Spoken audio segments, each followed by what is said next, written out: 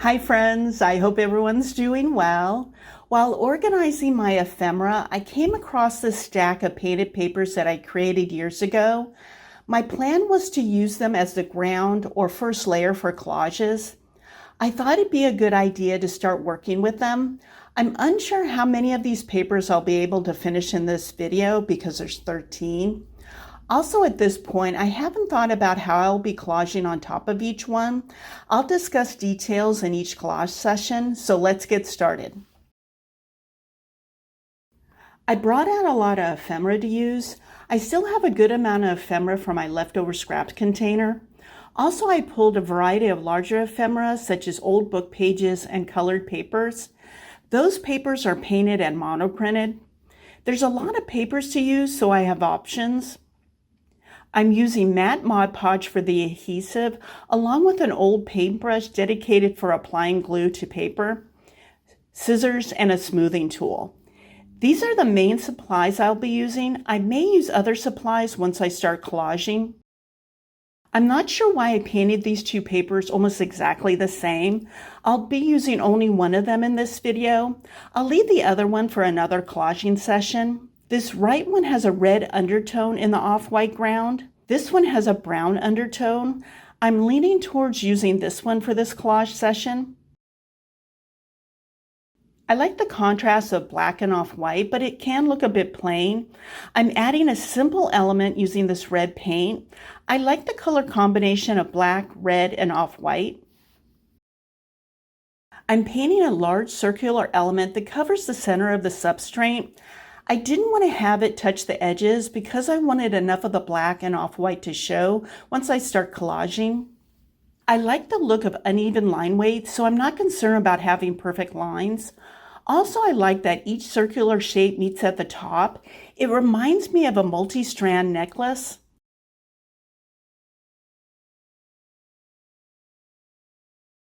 I chose to use a diagonal composition for this collage.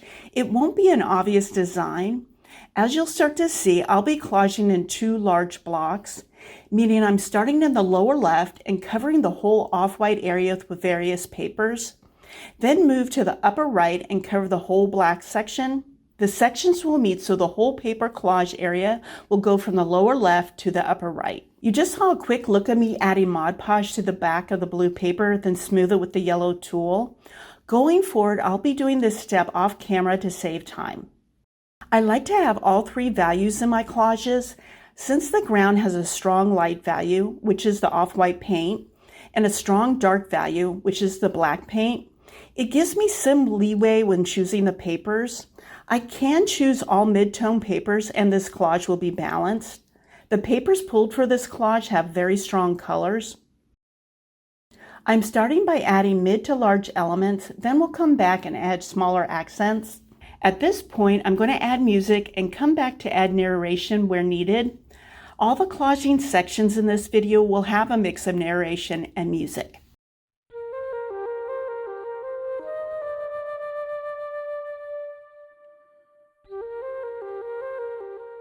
I'm stopping to review if I want to cover this section of the ground. I like the way it looks against the bright colored papers. Also, I like the texture created where the black paint meets the off-white, especially in this area. I'm leaving both areas untouched for now, and we'll revisit it once the upper section is completed.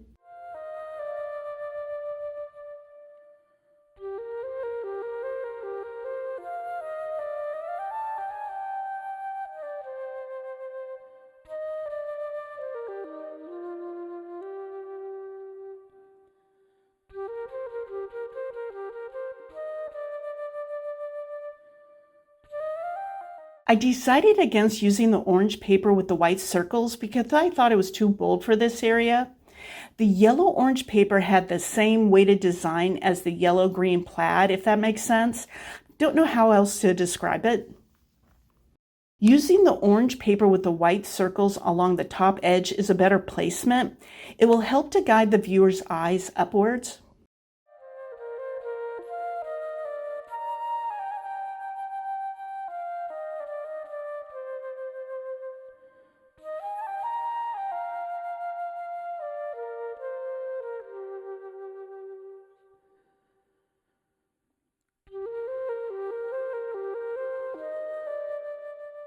Now that both sections of the collage have base layers glued down, it's time to revisit the areas that I wasn't sure I wanted to cover. I decided that this area was awkward and unfinished, so I decided to add an element to cover it.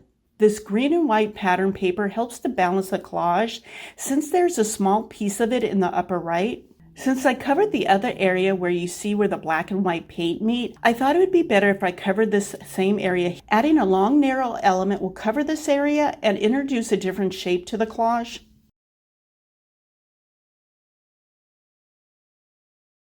At this point, small accent elements are needed. It's a good design detail to add elements with different sizes along with different shapes.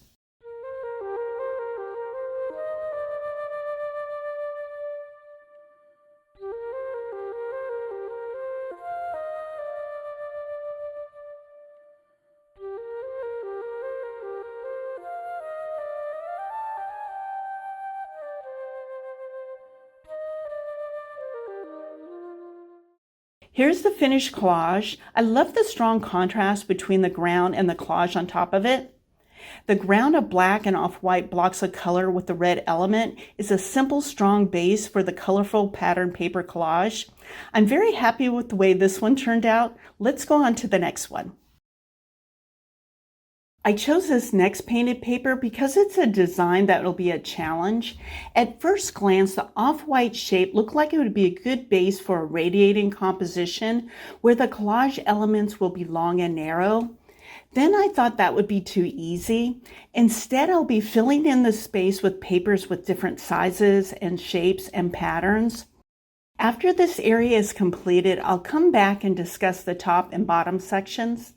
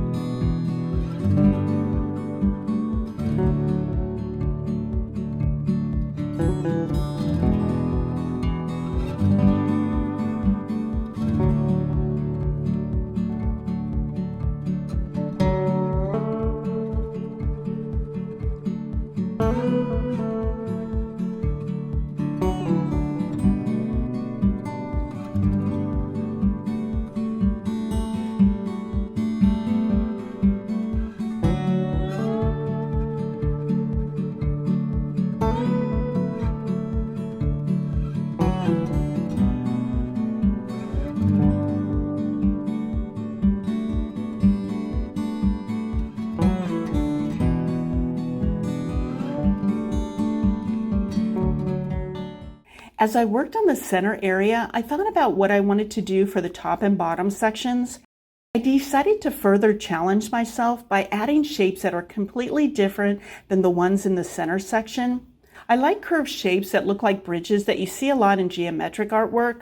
For the bottom section, I'm adding a large curved shape using the paper that has similar color to the one in the upper section. Using similar or exact colors in different areas of the collage helps with cohesiveness. It takes me a while to get the right shape. I was concerned about cutting too much, so it took a few tries to get the shape the way I wanted it. I decided to cut out the middle so it's a bridge shape rather than a solid shape.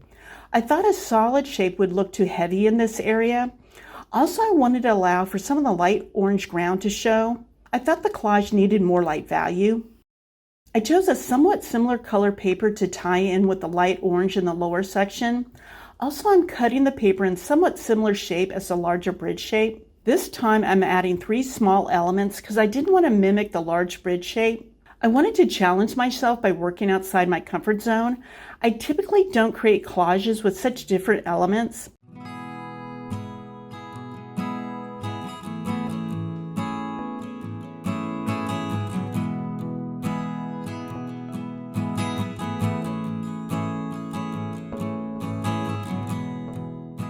Once again, I'm making slight adjustments to each element so they fit in this area. I didn't want each one to take too much space. I'm concerned about having this top section balanced as well as balancing all 3 sections of the collage. The 3 elements were blending into the ground, so I decided to add dark paper to each one. This paper will have a bridge shape that covers the outside edge of each element. This darker paper will be next to the light green ground. This placement will add contrast.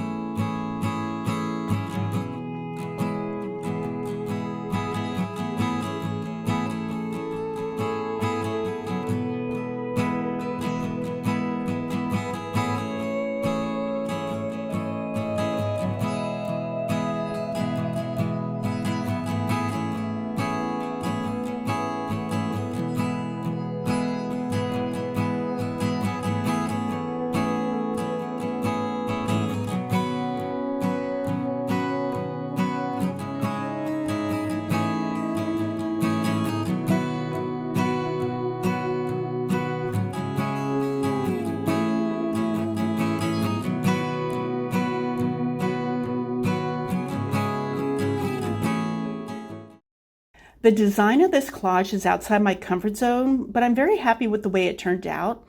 I believe we need to push ourselves to grow as artists. I was tempted to add a long, narrow paper along the top of the light green area, but I stopped myself. I think this area needs to be left alone, so it'll be a space for the viewer's eyes to rest, since it's a busy collage. Let's continue on to the next one. Again, I chose another painted paper that will be a challenge for me. For the light colors to the yellow elliptical element, I can see why I put this paper aside years ago.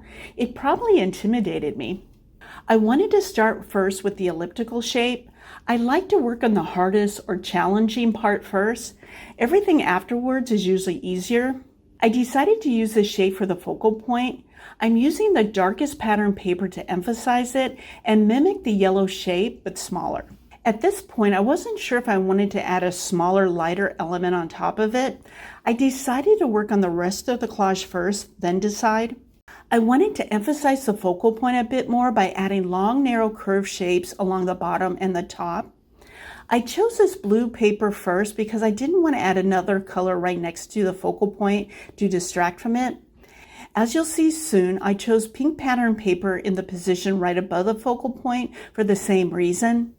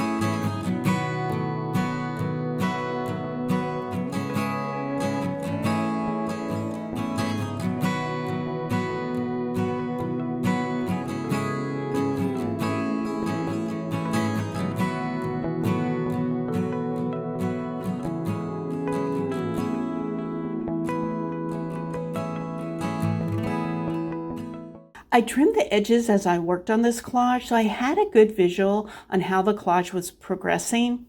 I do this practice when the collage is challenging. Also, it's a way for me to stall while I think of the next step. To balance the collage that's mostly light to mid values, except for the focal point, I'm using this burgundy paper to add another dark value. Cutting it into a thin shape will add balance without distracting from the focal point. When there's a focal point in a collage, I'm being mindful of adding elements that will not distract from it. Also notice that the shape isn't exactly mimicking the curve of the blue element. Having it shaped slightly differently strengthens the design. Another way to balance the collage is to repeat a shape or a pattern. I'm using this pink dotted paper in the lower section for this reason.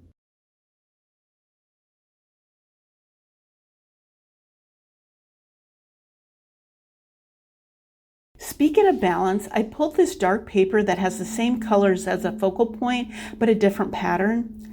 I'm using it to add smaller, similar shapes. Again, being mindful of not distracting from the focal point, but continuing to add balance to the design.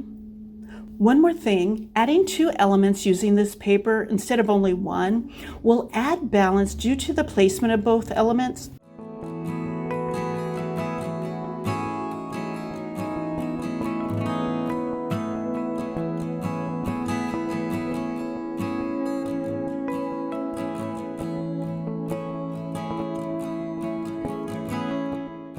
To finish the lower half of the collage, this area needed one more curved shape.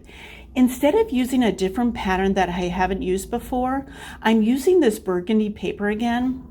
I thought this area would look too busy if I introduced a new pattern paper.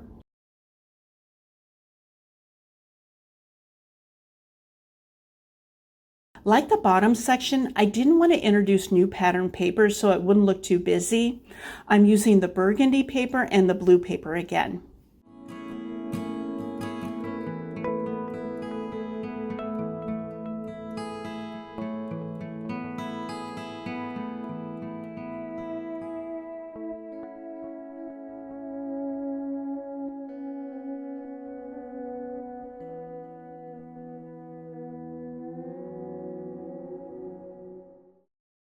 Another collage design that's outside my usual style, I decided not to add another element on top of the focal point. I wanted it to remain a strong focal point. Adding another element on top of it would have it blend in instead of standing out. This collage has interesting shapes and has movement. I'm happy with the way this one turned out. Let's go on to the final collage. For this final collage, I'm using black paint to add pattern to the white area of the paper. The white looked a bit too stark to me. I'm using this well-worn brush to apply the paint in a dry brush technique. I like using old brushes for this purpose. I encourage you to keep old, worn-out brushes. Besides using it for dry brushing paint, you can achieve other techniques with these brushes.